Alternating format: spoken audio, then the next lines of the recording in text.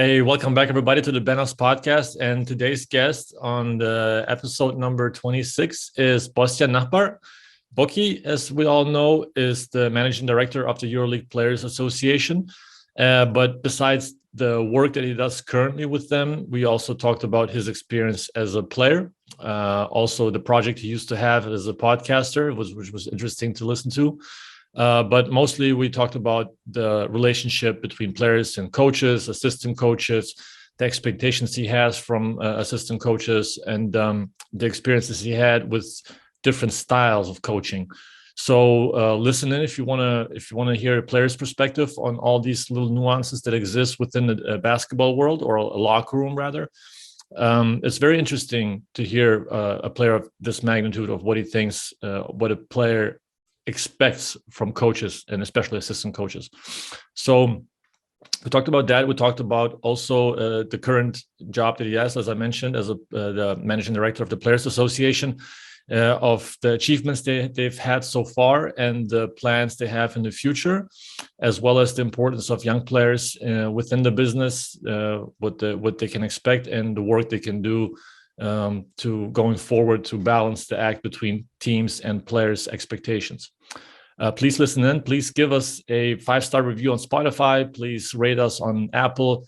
Subscribe to the podcast. Subscribe to the YouTube channel. We need more likes, more shares. Share it on Twitter. We need to bring this bad boy up. So please continue listening. Enjoy this episode and hear or talk to you and see you soon. Bye.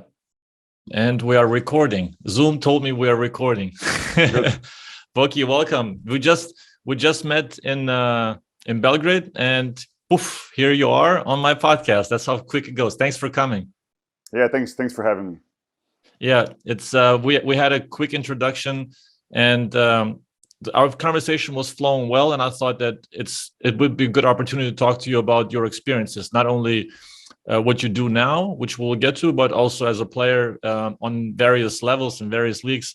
So I hope you're ready for my endeavor. I hope so.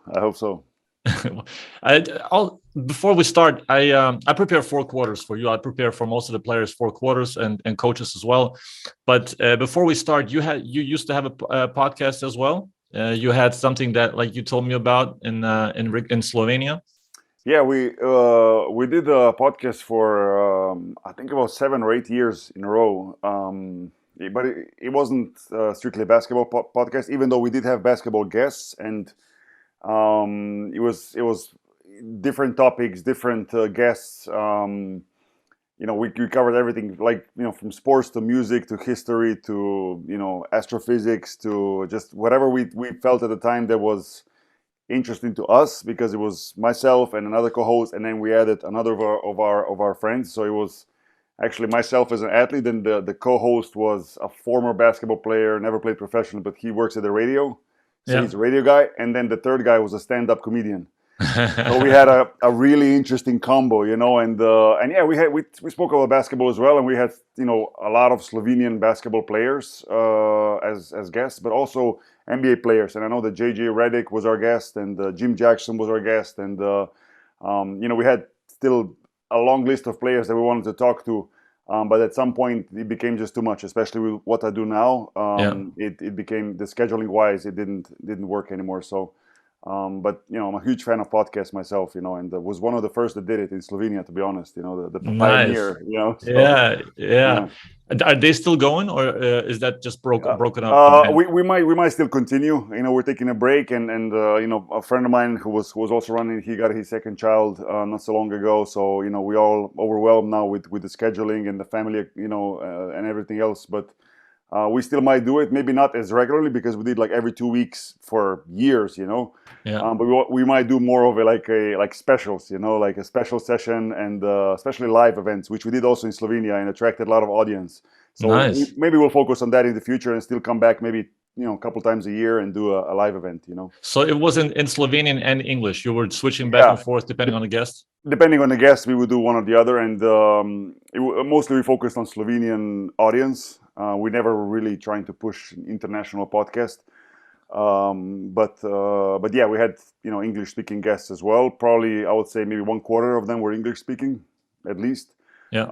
And it was just as accepted just as well. I mean, young people in Slovenia speak English, so we didn't notice any difference in the number of downloads and between one and the other. Actually, probably more in English than Slovenian. Wow, yeah, man, it's good. Like you have a different perspectives on the podcast from different avenues of life, and then you get a different input from each of them. And if you with your experiences, the stand-up comedian, and I'm sure it was very hilarious, entertaining to say the least. It was, because we went from very serious topics.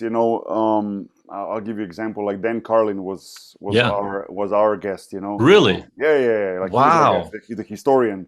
Yeah. Wim Hof was our guest. The Wim Hof method. Yeah. That has this healing method. Breathing methods. Yeah. Breathing method in ice or in cold water. So we would do like serious topics, and then we would have a stand-up comedian guest, and we would have some shows that as we were recording, we were laughing so much that we couldn't stop laughing. So because it wasn't live, a lot of times we would pre-record. We had to like cut down times when we were like laughing, because it would be like 3 minutes of just crying, laughing. So our guy had to like make it, user friendly. Let's say tighter. Yeah. How long were the episodes?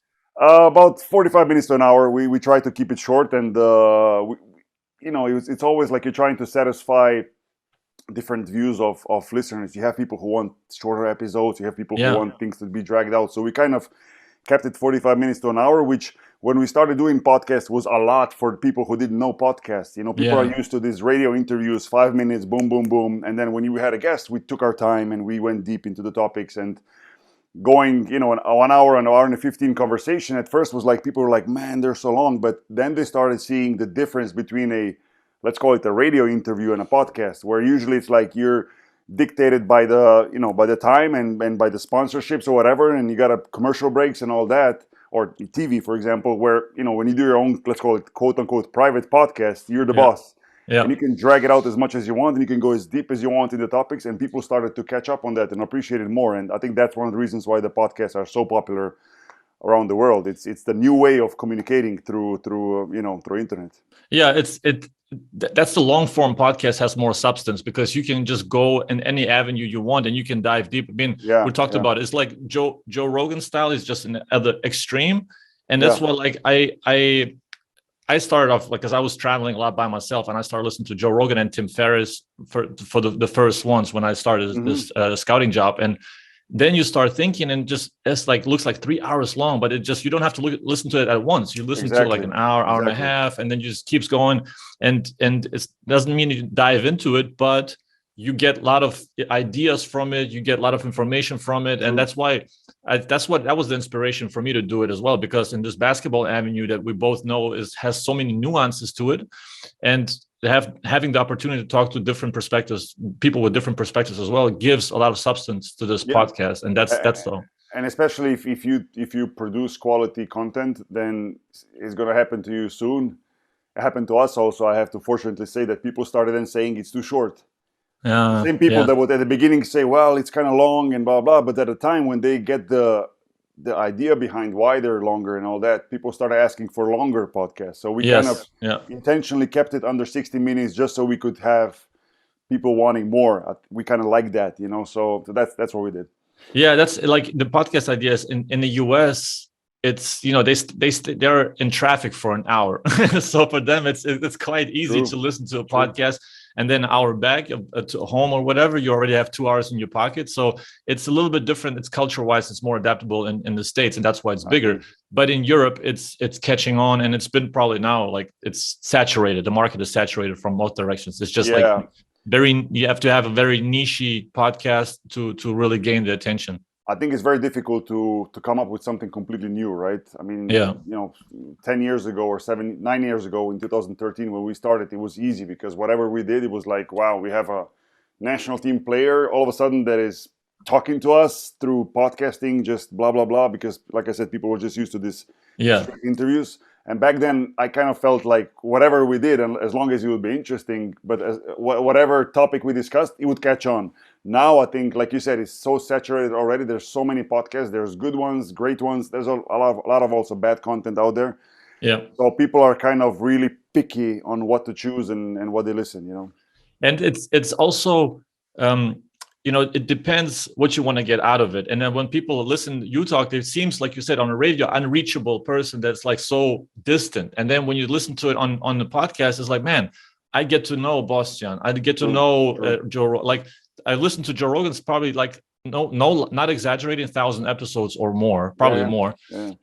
And he says it himself. If you listen to me constantly, you probably know me as well, probably not as well as my wife, but just as close as my friends, because you can't fake it. You are who you are at that point. It's true. It's true. And I also started with Joe Rogan. Like he was probably maybe not the first podcast, but for sure one of the first.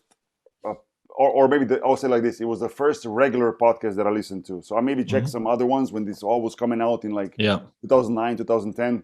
But Joe Rogan was the first one that I then listened carefully, and I still listen today. Not all episodes. I used to back in the day. I used to listen to all of them. Now I'm kind of selecting depending on the guest that he has. I kind of stay away from stand-up comedians and sometimes stay away from the MMA stuff that he does. Even though I am MMA fan myself, and I watched MMA from UFC from like the beginning, onwards. But I prefer when he has a politically minded or socially minded like guest that's or something has to do with astrophysics and things like that. That's so I me too. Me too. Sometimes with the comedians, they get so drunk that it's hard to listen to. It's too much. I'm like, I don't need to go there. You guys have fun, and then whenever you got a different guest, I'll check it out. Yeah. Me too. I'm the same. But we're not gonna get drunk today. We're gonna talk a little bit about your. Let's start with your player experience, of course, NBA experience, and just to dive specifically about some processes and because we have a lot of coaches, we have a lot of sports directors and managers listening. What was the process back then for you preparing for the draft? Like the specific, I know like the workouts are very structured, but did you have like a plan with your agent at the time that you're going to go through and have a selective workouts?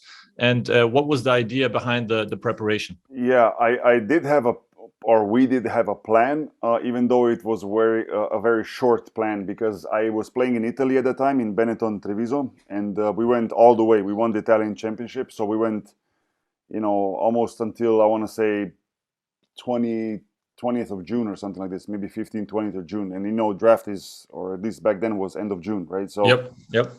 So I maybe had between the last game in Italian league and between the draft was maybe 10 days, maybe. So I remember that as soon as we won the Italian championship, and luckily we won 3-0 in the finals against Fortitudo, I was on the plane, I think 2 days later, or maybe even the next day, I was already flying to the States. And there I just had a couple of days in Washington, is where my agent at the time was residing. So I stayed there maybe for 3-4 days just to get, the time difference and everything acclimated, was working out a little bit. And then I went 4 workouts in 4 days. So I did, Washington Wizards, Charlotte Hornets, Indiana Pacers, and Houston Rockets. So I did 4 workouts and then flew right back to New York for the draft. So it was a very quick, let's say, very quick period. Turnaround that I had to go through. It wasn't like a long scheduled 3-4 week, a month long tour that some players do. So I only went to the teams that were picking around the time that I was supposed to be picked, like mid first round.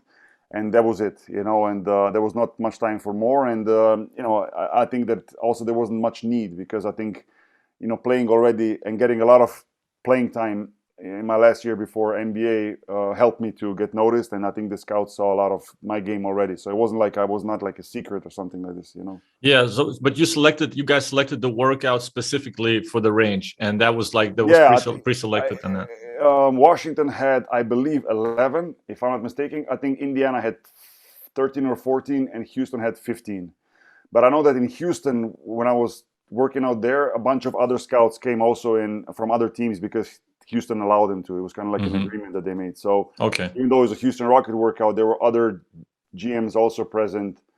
And Charlotte Hornets, I don't think they were even like in that range. I don't think they were didn't even have the first round, but they wanted to see me live because they were thinking about drafting or training into the draft. And they wanted, for some reason, they wanted to see me live. And I had a horrible workout with the Hornets.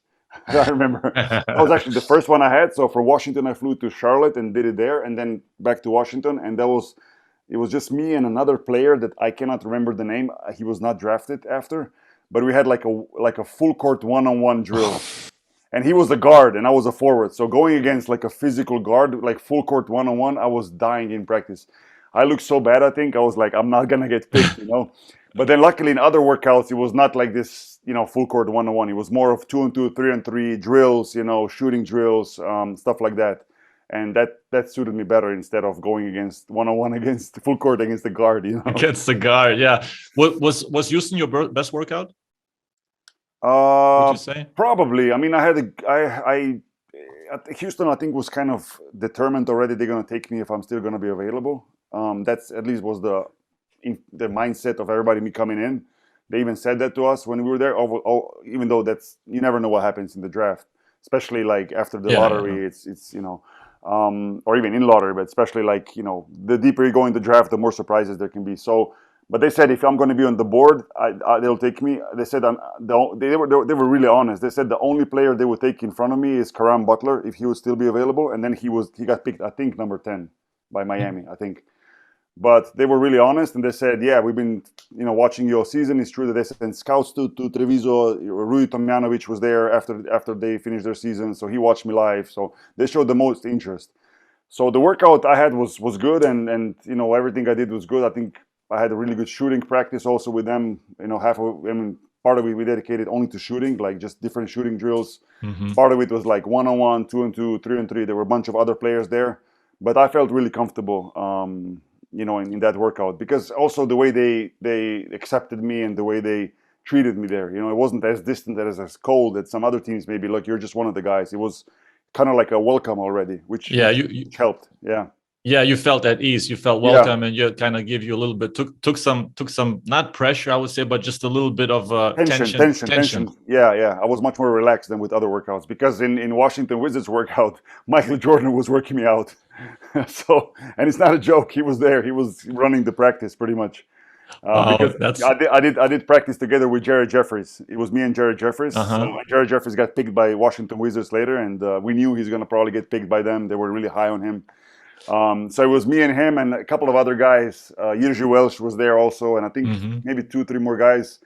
But Michael Jordan was running the practice. He was basically showing us some drills and correcting us and stuff. And so that was a high pressure situation. Definitely, if any, that's definitely some eyes on you. Yeah. So the first year, tell me what usually not necessarily you, but with your experience also, and maybe you saw some other rookies struggle with the most as a rookie. Like what's the most common struggle that a rookie has to come into the NBA? Obviously it depends of the type of the player. For me, I can speak from my experience, and maybe what I've seen with the others was mostly getting used to the physicality of the game. At that time, I was fairly skinny and let's say underdeveloped for an NBA game. So I needed to get stronger and more physical. That's for sure.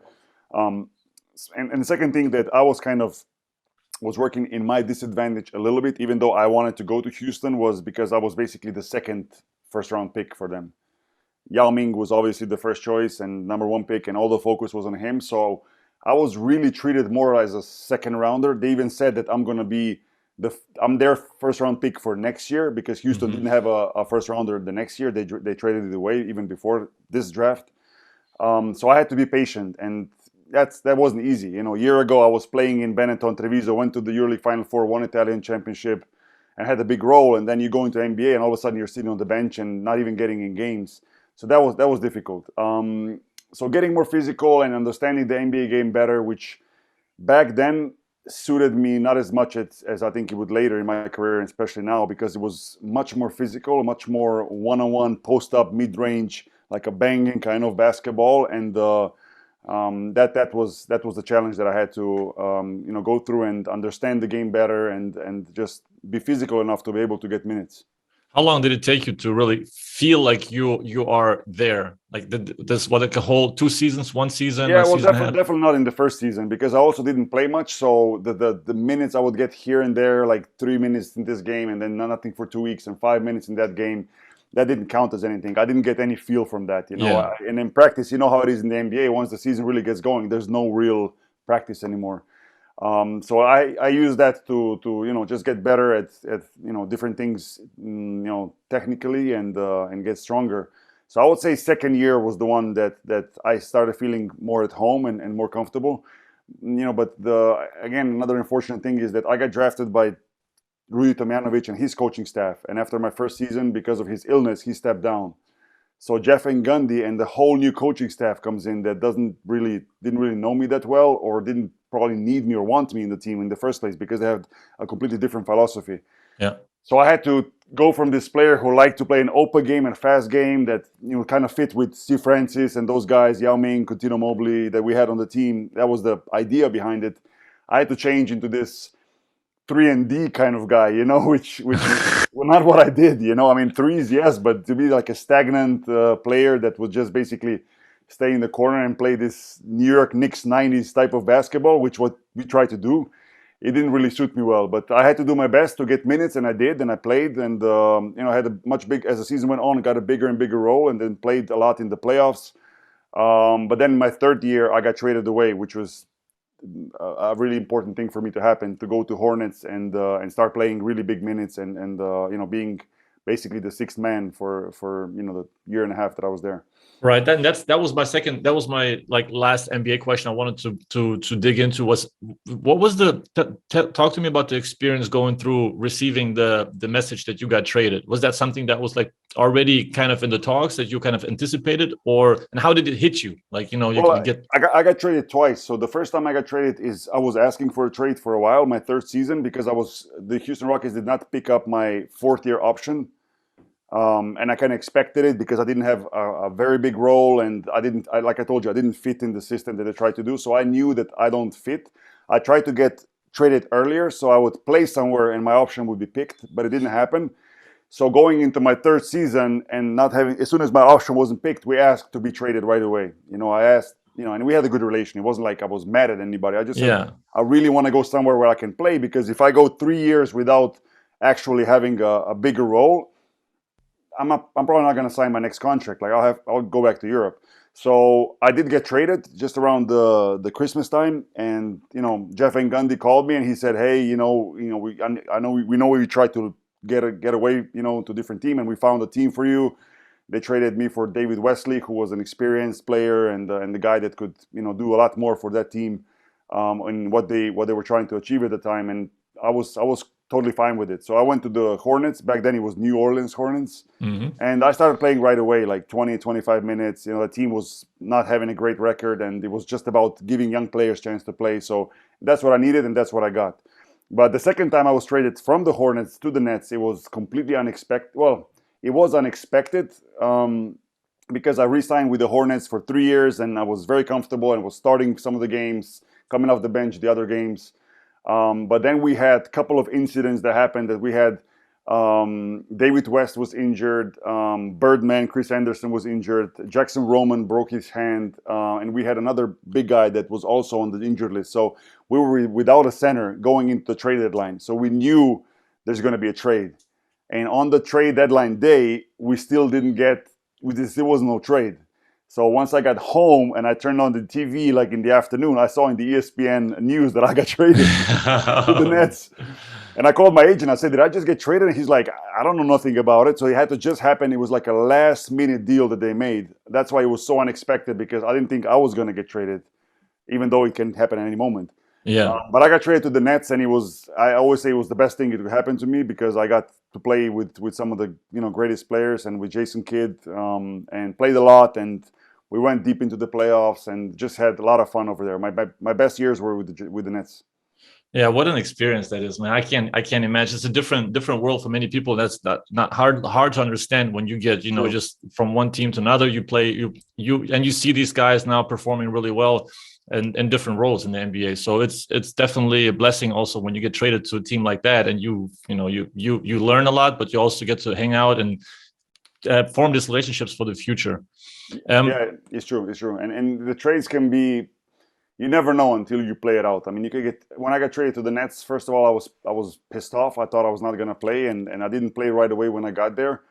But somehow I fit into this system that they had, and wings running, athletic team, a 3-point shooting team, and I kind of fit, and it was great. I mean, having Vince Carter and Richard Jefferson, but especially Vince Carter being double teamed in regular basis was awesome for me. Like I had the guy that was drawing attention, and all the kickouts that were coming out were like golden for me. Like I was enjoying that role so much, you know.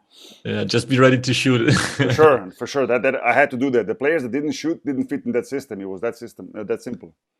So let me ask you about then when you later on 6 years in the NBA, I believe you went back to Europe. What was the did you have adaptation problems, or did you fit in right away? You felt like you could jump in and go balls out and feel like you feel like you belong to Europe again, and you know yourself better? Or was there like an adaptation period where you're trying to figure out who you are in a different country, different system, different style of play? Yeah, I was lucky because David Blatt was the coach in Moscow when I went there. So and culturally, yes, I mean, I knew that it was going to be much different, obviously. You know, but the team was at that time when I went to Moscow.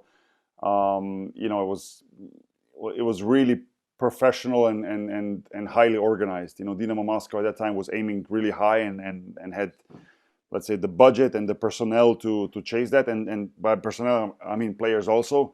We had basically a EuroLeague team playing in EuroCup, you know, and we had a great season up until the crisis started of 2008, 2009, and that's when Dynamo Moscow overnight started shutting down. I mean, he ended up playing the season, but players started leaving because financially the team was not able to hold up.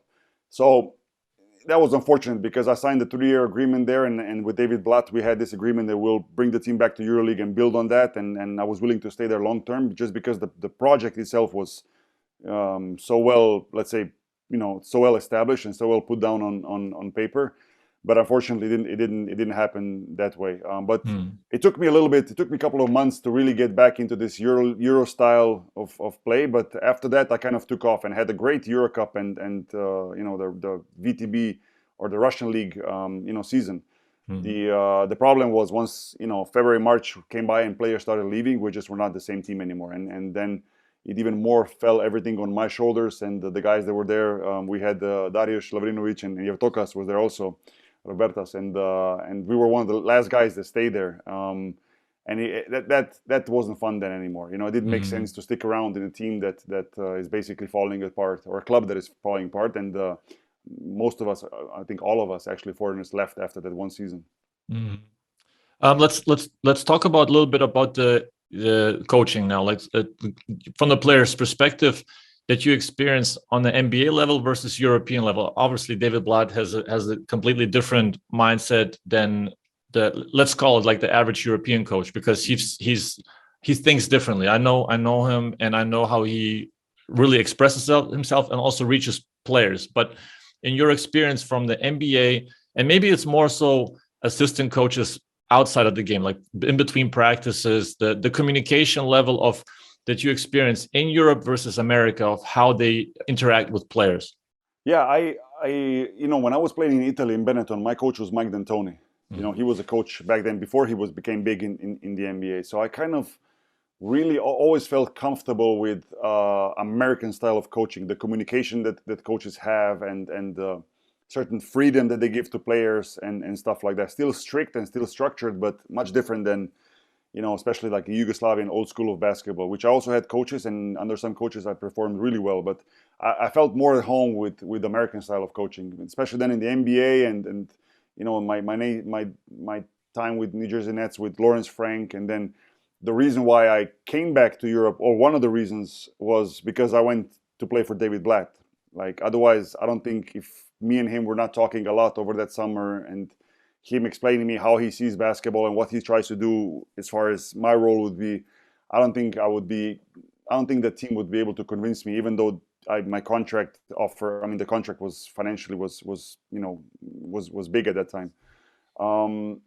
So I always felt that I fit better with those coaches who have that kind of background. Even when I was in Bamberg playing in Germany, like Chris Fleming was the coach, and I had a good run there, you know. So I think that for me, and I think for many players, is very important, the communication that the coach brings to the table and the upfront and honest that he is with you. I never liked coaching or coaches that tell you one thing just to satisfy you for that moment, but then do things differently, you know.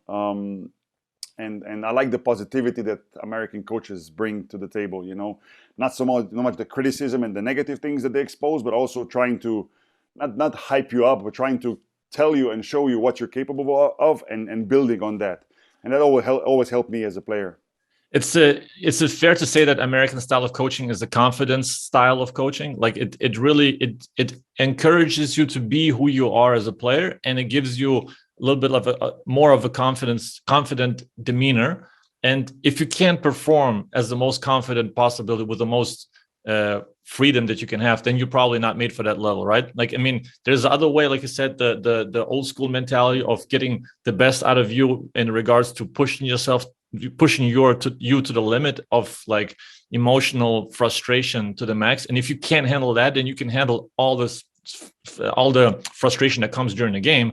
But it's a different approach, completely different. And I think that more players are made for the confident style of coaching instead of the hypercritical style of coaching, especially today.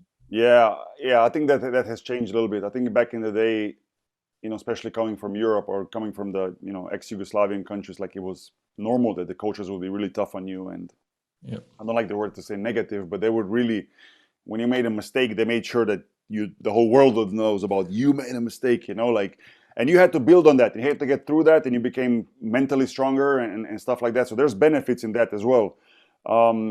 Whereas, like we said, the more of an American style of coaching was more about building confidence. And even if you make a mistake, like work through it, you can do this, you got this. So I'm not saying one is better than others, because otherwise, if one would be clearly better, then everybody would coach in a certain way. I think for coaches, it's more important to understand what kind of players they have, and then, adjust their coaching a little bit, or especially the communication towards what kind of players do you have. Do you have a player that needs to be told that he's doing a bad job and it's not working, for him to be more motivated and to get out of that slump? Or if a player is making mistakes and that his confidence is fragile, it's better not to get too hard on him, because then you lose him even more. So I think that's something that some coaches at times forget. Players, we're different. The mentalities are different. The confidence levels are different. The reactions to certain situations, we react differently. So that's what I miss sometimes with coaches who would, yes, treat everybody equally. Of course, that's important. But individual communication, I thought it had to be sometimes the coaches that we knew how to adjust person to person, I thought are considered better coaches. Yeah, there's several things. There can be a double standard within the team concept when you talk to the team. Yes, the different roles, and Andrea talked about it too, Tronkieri, like there's different roles have different expectations. So you can't hold the star as you can't hold the role player to the same standard as the star. But in general, the principle should be the same for everybody. But whenever you have individual communication, one-on-one, like you said, the reaching somebody is completely different from person to person. So you have to have this player, this feel for the person, feel for the individual, that you just, that's how you get the best out of them. But also on top of that, if I want to add one more thing, was that not only that do you have to know who you have as a player, what personality you have, but also who you are as a coach, who you are as a person, because the players look through your identity in a heartbeat. If you're trying to be somebody else, and you're trying to pretend to be this hard-nosed coach, and then all of a sudden you become wishy-washy, you slip up. Because if you're a hard-nosed coach, you have to be hard-nosed every single practice, every single hour, every single moment. You can't let anything slip. You start slipping here and there, the player is going to look through it, and then your identity starts crumbling. So I think it's more important for coaches, before they know who the players are, who they are, and to portray themselves as an authentic coach. Basically. Very good. I think you said one important word at the end, authentic. I think the coaches need to understand who they are and what kind of coaching style they have and what they bring to the table. Faking something, I think players sooner or later are gonna see that, and that doesn't work well. And we can talk about whether it's communication, whether it's something else, but being authentic and being direct, I think it's extremely important. And knowing how to connect with players, and especially with the leaders on the team, I think it's something that, and you know better than me, I mean, it's very important for coaches, because you're going to go as far as your leaders on the team push you, together with the coach. If you have a leader of the team that is supposed to be a leader, but he's dragging behind, like the whole team is going to be slacking, right? But if you have a leader, whether he's being yelled at or not, I'm not talking about that, but if you have a leader that he connects with the coach, and you see that your leader on the team, whether it's a captain or a veteran or the best player, whatever it is, he trusts and he believes the coach, and that thing is working and it's functioning, then everybody's going to fall in line and follow.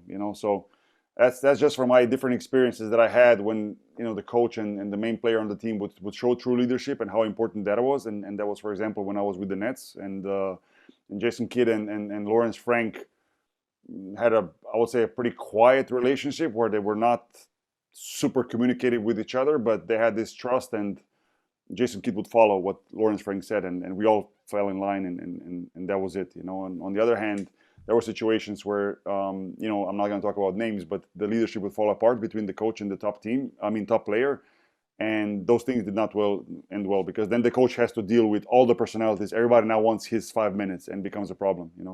That was going to be my follow-up question, because of that. You basically answered it, because if the leader does not, you give the coach so many chances, and you really try to incorporate everything, all the ideas, but if you see and you yourself as a star player don't believe in it, the player is going to sniff that out as well, and you can't follow somebody who doesn't believe in it, right? So I think it's a trickle-down effect, and then the coach just picks up the pieces, or he feels that it's not going to work, and it's dead end. I agree, and one aspect that I think is important to that is setting goals.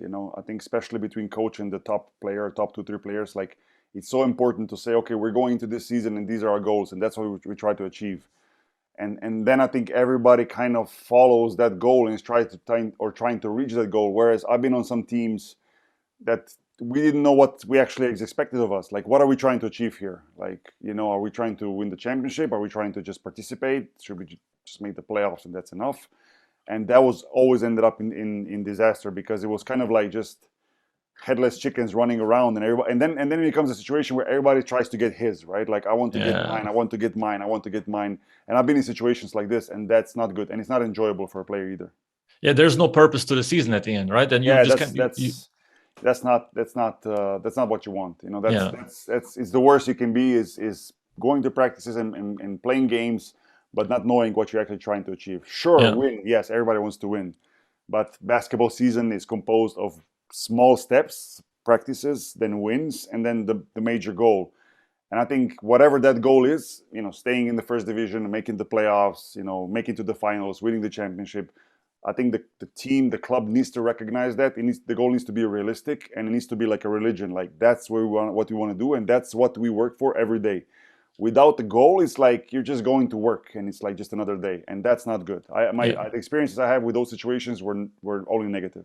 Yeah, you have to also, like you said, set goals, but you have to give the feeling out that you're building towards something. You're building something, and I like to say there's this expression that you don't want to feel, your workers shouldn't feel like they're laying bricks. They should feel like they're building a cathedral. Like, you're not just laying bricks every day, but you actually want to see the big picture. Like, this is going to be a cathedral when it's all said and done, and I'll be a part of this. This is what everybody wants. No, you put it perfectly. I totally agree. I forgot who did the quote, so I can't shout out to them, but somebody else did this quote.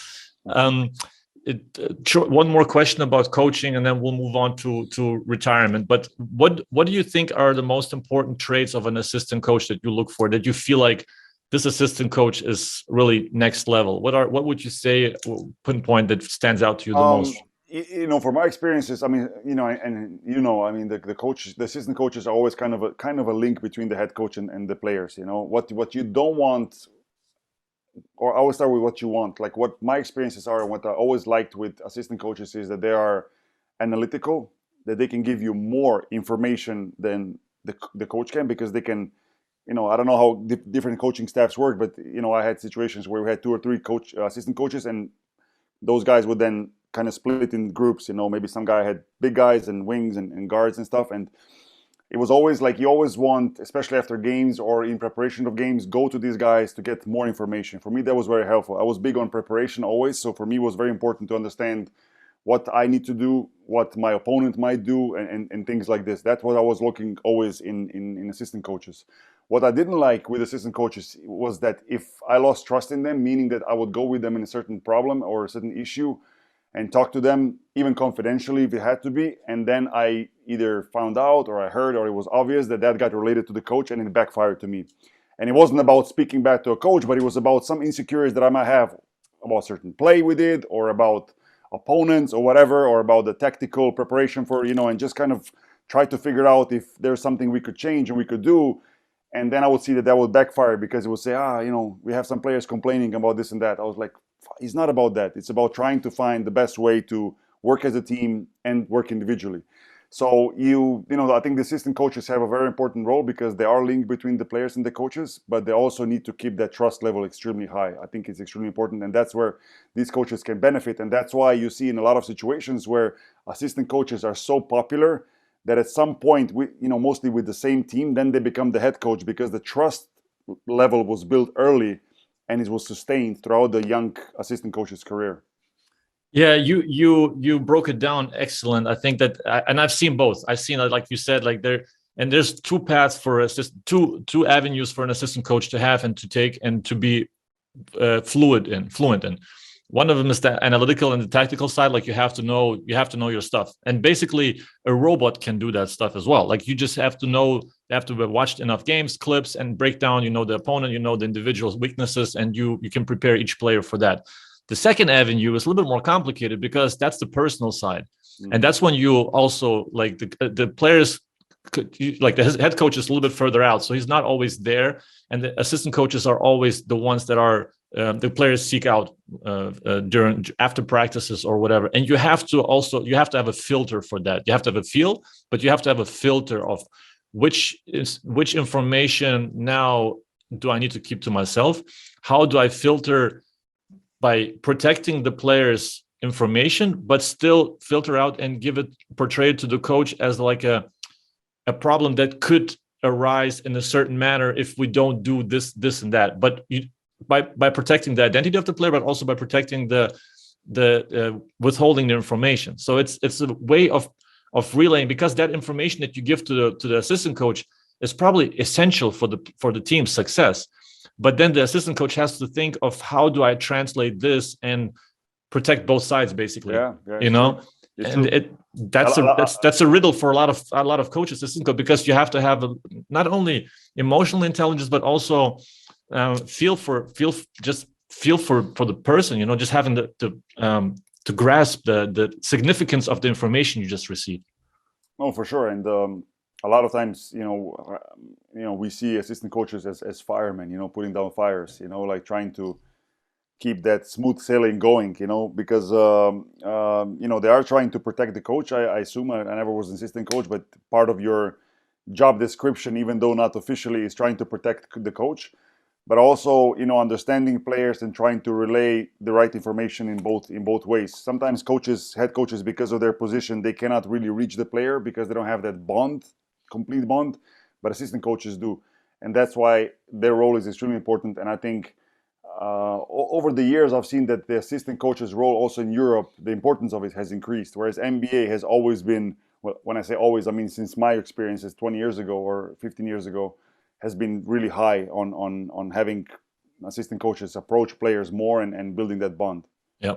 And I witnessed that with Quinn Snyder when he was in Moscow, like that, how he approach, especially the American players. He found ways, and just expressing your ideas, but also understanding the player, what the player is thinking at that moment. And then you kind of build with each player different. You connect different to, for example, it was like Sonny Weems and Teodosic on the same team. So you connect with both of them differently. But as an assistant, you have to find out of what makes you click and how you get on that. But you have to have also knowledge, because players respect knowledge. So if you don't have the knowledge of the game, there's only one certain level you can go to. Absolutely, fully agree.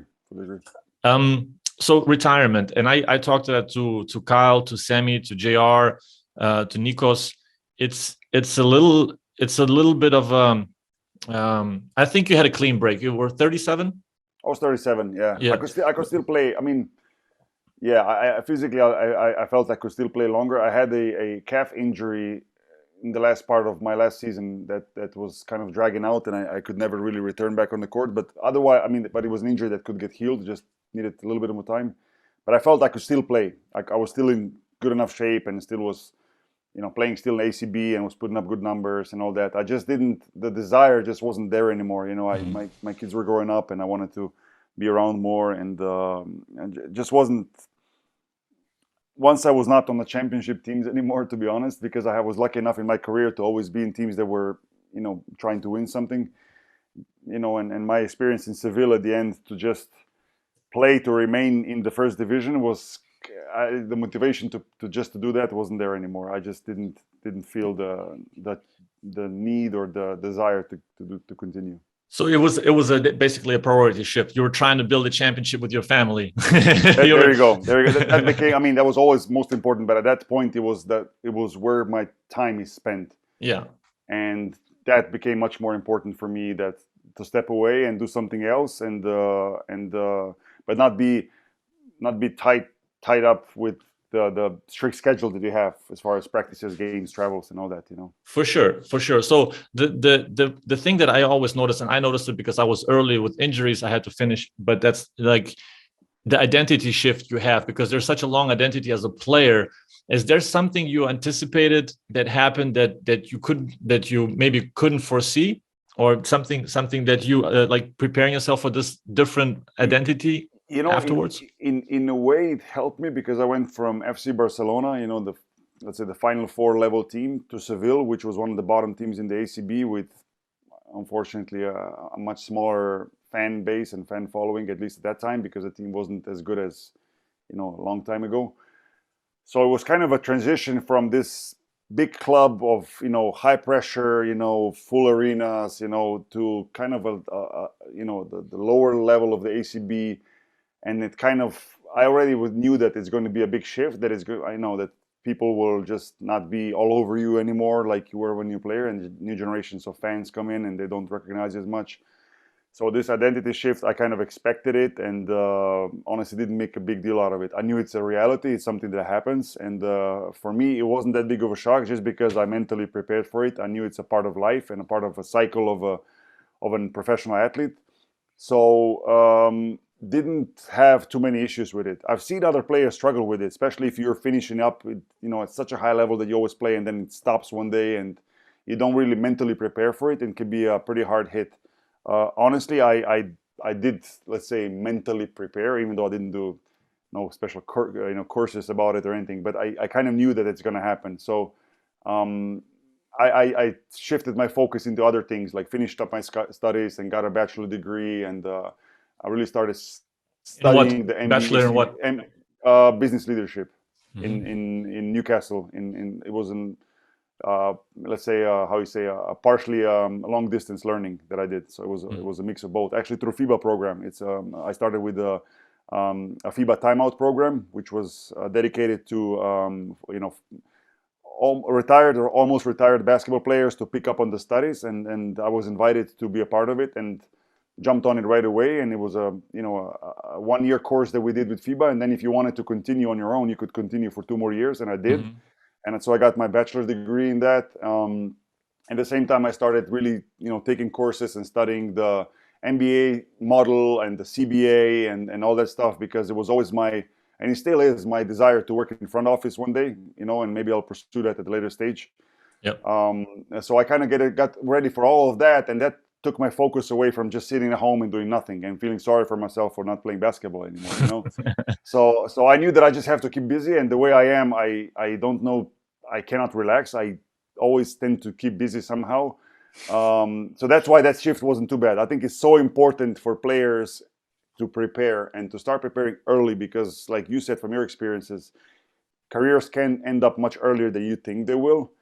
And you need to have something in your back pocket that you're going to go to. I think the worst and the most dangerous thing for players is to stop playing at whatever stage, especially later in the career, and not have anything that interests you or that you dedicate your time to. And that's where I see some players struggle when I meet them. The players that my generation are older, and it's kind of sad to see those players who really don't have any goals anymore in life and don't know really what to do. And some are financially set, the others are not. And but it's not good to see still young people but without goals and ambitions.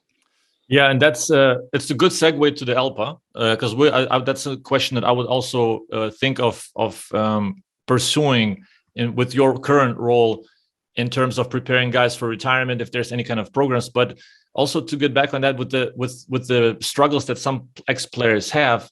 of not finding purpose, not having purpose anymore. Because I've read it. This is like not like super. I'm not super scientific, but men Jordan Peterson talked about it. Like men need purpose in their life. Like there's only how long you're gonna sit on the beach? A week, Exactly. 2 weeks, like Exactly. a month. Like you're gonna go crazy. Like you can pretend, you can lie to yourself that, oh, I'm having a good time drinking cocktails and I don't have, but you will feel useless. And I feel like I can relate to you, where I can't sit still. And I'm sure like I would drive my girlfriend crazy if we lived together the whole time, because I was looking for things to do, because I just cannot do nothing. So I think that everybody's different in some regard, more or less on the spectrum, but there's still like if we lack purpose, we're not happy. And if we're not happy, then you really like, you can drift in the wrong direction. I think it's important to prepare players for that. So I'm wondering if the ELPA has any sort of like talks, discussions with players that are going towards retirement to prepare them for that next step and give them avenues to explore. Yeah, we started really early on. I mean, we're only now in our fourth season, basically, so we're still a very young organization. But one of the let's say the pillars, or one of the things that we focused on is the retirement, or things that players can do after career. And we've done periodically seminars that talked about that, among other things. You know, what to do after career and how important it is to find the things that push you forward and that draw your interest besides basketball. And we had experts coming in and talking about this. Then we have a so-called well-being program, which is run by a sports psychologist, Mar Rovira, that is an individual base with players, that players can go to her and talk about any kind of issues they have. And it's a lot connected about how to fill up the free time and how to find things that interest you. And then the third thing is our collaboration with the MBPA. So a part of our activities is also giving our members opportunity to go to MBPA seminars. You know, we have an agreement that a couple of slots are let's say open for our guys, and they've used them in the past, pre-pandemic, of course. Now we're picking up these talks again as they are picking up their programs, and most of them, if not all of them, are all meant for second careers. Whether it's a front office seminar they do, whether it's coaching seminar, real estate seminar, business seminar, it's about the second careers and where your interest is and learn about it. Because it's easy to say, well, find the interest or find something that interests you. But what is that? So it's important, I think, that players have these avenues of getting into many different things without financially sacrificing anything. Like learn about it. See if, I don't know, restaurant business is for you. Do you actually enjoy it? Do you know what it means, what it takes? You know, real estate, tech seminar, coaching. Do you really want to be a coach? Like, do you know what it takes to be a coach? It's great to watch, all big NBA yearly coaches on the sideline, calling plays and making, and winning games. But do you understand what actually it means, So yeah, so you have programs like this, and my there's older players obviously that have to prepare for this. But what do you see the role of younger players at the ELPA? Like, what impact can the younger players have going forward? Because you guys achieved already certain steps that you can also talk about that are early adapting and early achieving, and the players didn't even realize that. You told me in Belgrade. So what role and what significance do the young players have in the union like this? Well, the first thing for us is explaining actually the players what we do and who we are. It's kind of like when I went to the NBA, when I had the first Players Association meetings, I didn't differentiate NBA and NBPA. Like, I didn't know what it was all about. So I think the first important thing is educating the players, the reason why the Players Association exists and what benefits it can bring to the player. And then in connection with that, one of the first things that we try to do is prepare young players for their life as a professional. And that's a part of what we do during the Final Four and ANGT tournament is and learn and teach them about the traps and the benefits and the negatives and so on about that transition, which is not always easy. So I think as we grow as an association, I think it's going to be very important that the young players coming in start to understand what we do and who we are and how we benefit the players, because the previous generation didn't have that. So we had to go, when ELPA was founded, through the first season or 2 seasons, really explaining the players for those players that didn't understand it fully, like what we do. And there's still, let's say, we're still in these growing pains with some players who don't fully understand it, because the culture of associations is not as big in Europe, or pretty much non-existent in many countries compared to the USA and American sports. But the benefits are definitely there, and having players having their own voice within any competition is, I think, extremely undervalued and extremely important. And I think in Europe, for too long, that's been neglected, and it has kind of been pushed aside. I mean, the main protagonist not to have a voice kind of sounds strange, right? Like you're the main guys, but you don't have nothing to say how anything functions within the league. These two things don't really go together. It's counterintuitive. Like it should be. Is it fair to say that most players don't realize how powerful their voice is? That's a great point. I think that players don't really, on an individual level, I would say some do, or maybe even many do. Their own thing that they do, and the recognition they have when they try to do a business or walk into a restaurant and this and that. Like, I'm the Barca player, I'm Madrid player, I'm this. But collectively, I don't think all players fully understand yet how much it can be achieved and how much it can be improved. And that's something that early on, when we started making these improvements and changes in EuroLeague, the players started realizing, that together we can do more, and the players can have better standards, better conditions, more rights, better protections, and so on and so on. And that's something that the players on one hand didn't understand early on and didn't believe it can be done, just because the culture was so different. Like, clubs are the predominant entities, and players, as you know, as a player, you don't really have much to say, right? You do whatever the club does and the league does. That's it. And that's club and coach are the controlling factors. And that's something that changed. And it's not about, and we're still having this problems with some teams in EuroLeague who see us as a threat, some clubs, and it's not about that at all. And that's something that we want to have these conversations to make them realize it's not about going against the league and going against the club and trying to mess everything up just so the players can be on top. Sure, we want to protect the players and help the players, but it's about growing the league and growing the competition, whatever the competition is, whether it's EuroLeague or down the line, whether it's going to change or grow or evolve. But it's about helping collectively to make it a better product. That's just as important, because the better the product is, the more successful the league is, financially and otherwise, the more benefits the players are going to have if they work collectively. And that's where we're coming from. And that's the disconnect that we see still with some clubs in the league. And the fans receive a better product too. I mean, everybody, it's better. Like the coach, it's a win-win. It's a win-win at the end. It's a win-win. Obviously, the achievements I think that you guys had are individual rooms, right? Then the practice schedule. It was the practice schedule somehow. After games, recovery after games. There's many different rules that we were able to put down. A lot of it we copied from the NBA, CBA. I mean, in regards to the players, to the practice rules, is there's shorter training camp now. It's 5 weeks max before the first official game. It used to be unlimited, as you know. It used to be this two or 2.5 long training camps or preseasons. In the forest running. Exactly, running and I'm not gonna go into those stories, but but yeah, that's in the past, So, but when it comes to practice rules, yes, one practice a day, but it's not, for us, it's not so much about trying to limit the clubs and the coaches. It's not. It's about building that trust. Like, why? Let's find the balance. What makes most sense? What is actually better for the players, which is then also better for the club? What's that balance that we can find? It's not about, okay, now ELPA is trying to limit the coaches to work.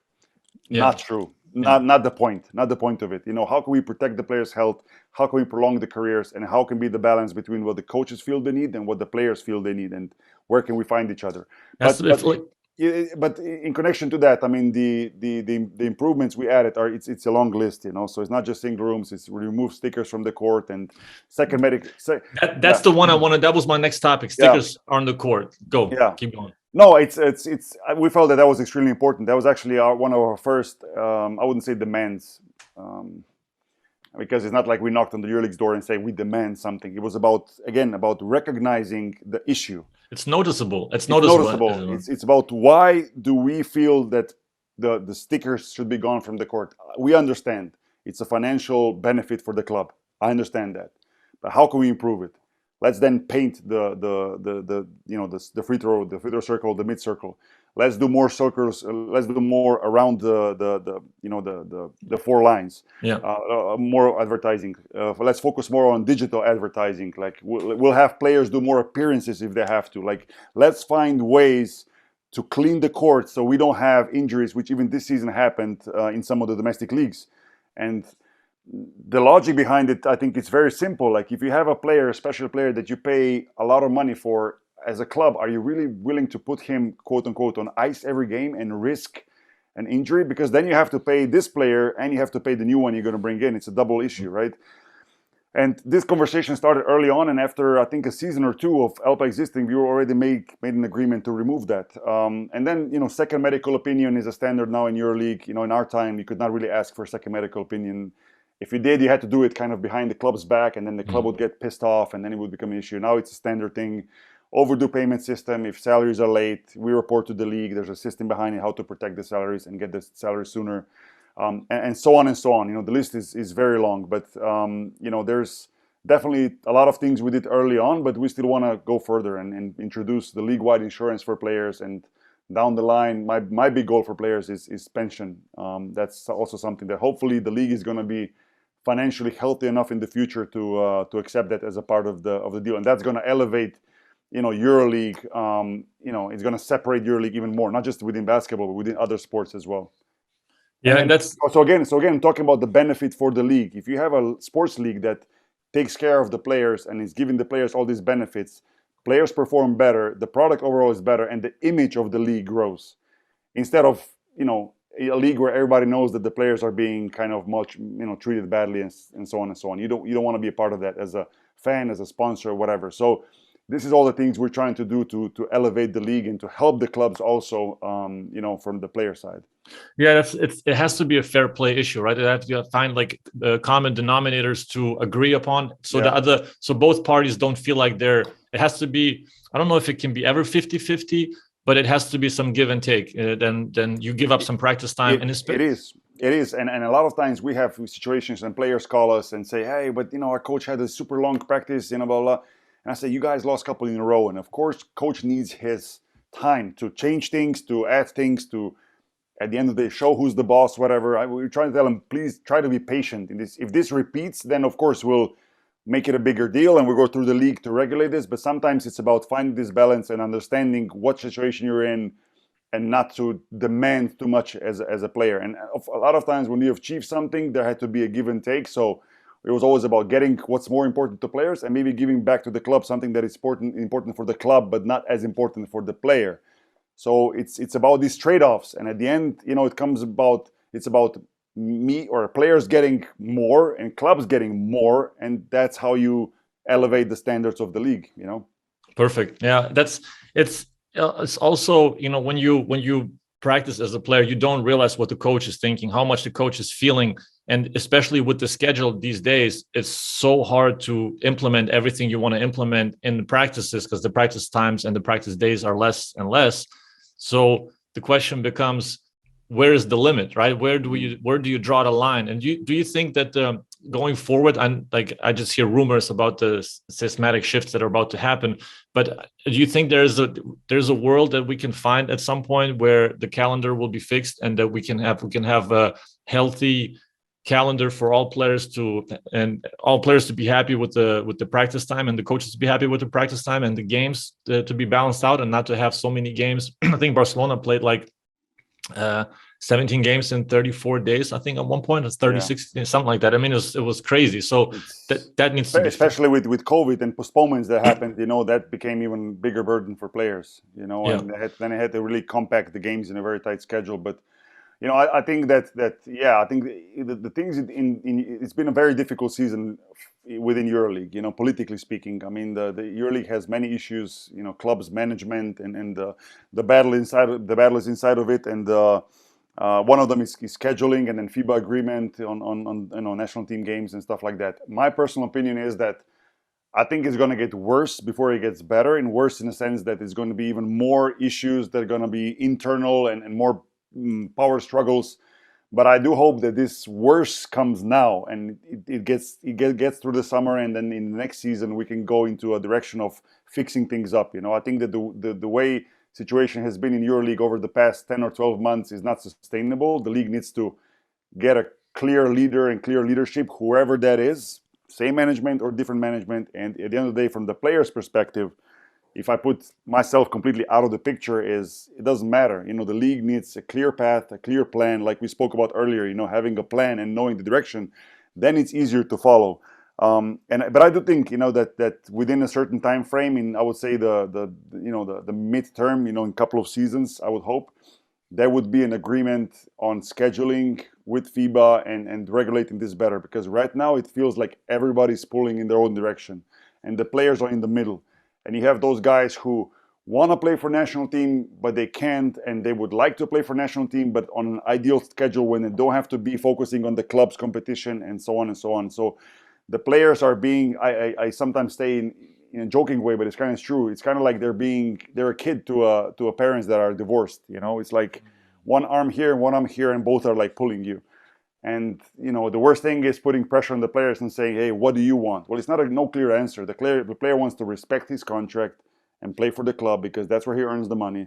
But he also wants to play for national team. And ideally, these two sides need to sit down, come to an agreement, come to scheduling, with the players having a seat at the table or having their say.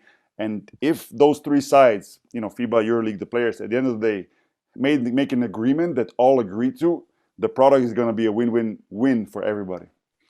Yes, we're all hoping for a unified European cathedral. If I may go back to my metaphor, that's the cathedral we're all hoping for, and we're building, and we're hoping that it comes together, because it's really the most fun league to watch day to day in terms of like competition. The competitiveness that you feel in EuroLeague is second to none.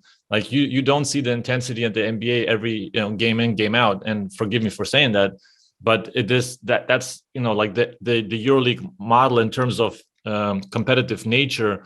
The significance of each game is just so much higher, and you can sense it. So I'm glad you mentioned also the stickers on the court, because they contribute to a lot of injuries, that drops in quality. Mm-hmm. And I hope that they can somehow fix the digital advertisement, somehow to add more tools to that. That needs to improve, and I believe it will as the technology improves. I think they're going to start doing more of these things. Now everything is so digitalized. And I think that's where the future opportunities lie for sponsors to be seen even more, but without endangering players. Mm-hmm. That's for too long. That's been, and also because we didn't have the digital progress in the last couple of decades. It was, and you played, games I played some games that the court was more stickers than the wooden floor. Like, what are we doing here? It's been bad, but it's been improving, and the happiest I am to see that some other leagues and competitions are copying of what we do. Meaning the cleaning up the court. Mostly the Euro Cup teams, they started doing that without us asking for it in Euro Cup, but they start doing it, and it's so great to see. They were not, there was not obligatory for them to do that, but they started doing it. So our hope is that it's like a pyramid system. If EuroLeague is on top, then the improvements we make are going to trickle down to other leagues and competitions, also on domestic level, because they are beneficial for the product at the end of the day. ELPA as influencers, huh? I never envisioned it like this, but if it happens, then yes, I like to see, because at the end of the day, sure, we're focusing on EuroLeague players, but me as a former player, like I always like to see any player having better opportunities to perform and to play and to extend their careers. And we had some really good conversation with domestic player associations and what we've done, and try to explain them how we do things and learn from each other. And I think this cooperation is so important. Not everybody sees always eye to eye, and there's still some people who see ELPA as how I would say as too much of a disturbing factor. That we stepped in and we just try to take over, and I don't know what. The people that know us and that they get to know us, we see that we're all about collaborating. It's all about working together, because at the end of the day, if you look at it from a very basic perspective, it's sports, it's basketball, and we all love the same thing here, right? So let's grow this thing together. Love it. You ready for my ATOs? Sure. All right, I'm gonna go through this. Before we start the ATOs, I played on courts that, first of all, didn't have parquet floors, but they had more non-basketball lines than basketball lines. That's confusing. That's confusing for sure. Especially when you watch tape afterwards. Like, what is That's me too. I've been there. All right, so I'm gonna have a couple just quick hitters for you, ATOs that you with your range can probably handle. So one thing not to do on game day. I'm not gonna say drink and all that Yeah, yeah, stuff. It's yeah, kind of yeah. obvious, but I will say something in connection to nutrition. Like to me was not don't overeat.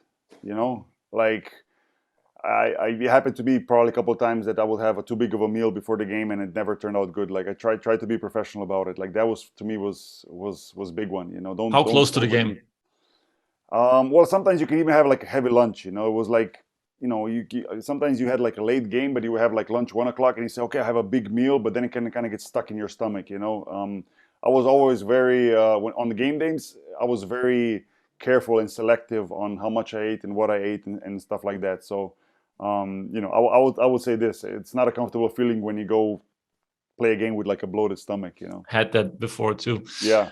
One thing you must do on game day. For me, well, I will say two things. For me, it was take a nap, unless the game was at like 12:30, the ACB game, or NBA early Sundays. It was mandatory to take a nap, and I always, for some reason, slept good, or almost always. It was like a routine that I had. But I was more than this. I would say, last minute preparations. It's very important to focus on what's coming. To me, it was always about this hour and a half before the game. Go through game plan. Go through individual stats. Go through individual tendencies of the opponents. Like get that in your mind. That was a must for me always. Don't just go and say, I'll just play today and go with the flow. Like prepare.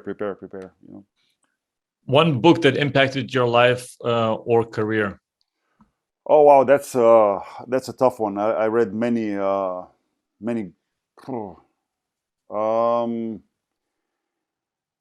that's a tough one. I mean, I would have to say that it would probably be, and that's gonna sound maybe more of like a Hollywood cliche, but I really like the Band of Brothers.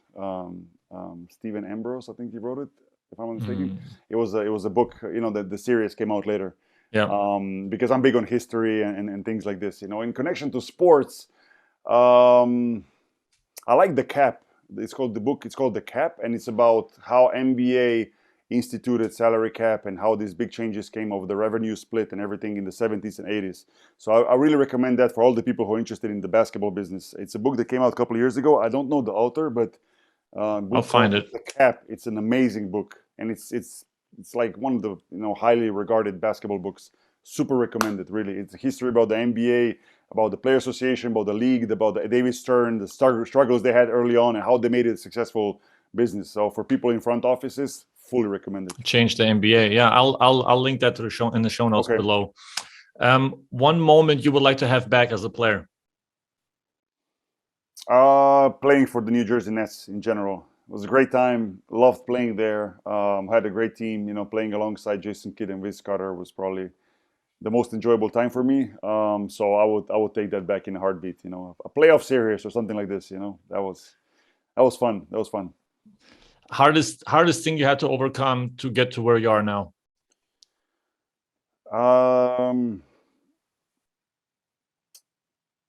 Probably